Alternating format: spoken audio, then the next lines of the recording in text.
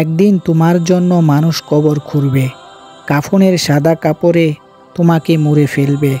সবাই চুপচাপ দাঁড়িয়ে থাকবে, তোমাকে নিচে নামিয়ে দিবে।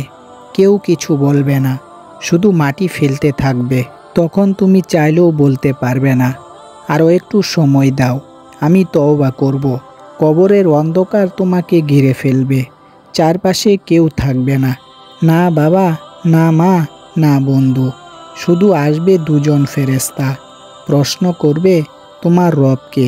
যদি জীবনে আল্লাহকে চিনে না থাকো, কিভাবে চিনে দিবে ওদের?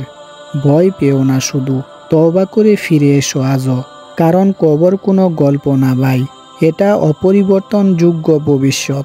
তুমি এখনও বেঁচে আছো, এখনও সময় আছে। ফিরে এসো আল্লাহর দিকে। মৃত্যুর আগে কবরকে সুন্দর করে নাও, কারণ ওখানে শুধু তুমি থাকবে, একা, আর কেউ নয়।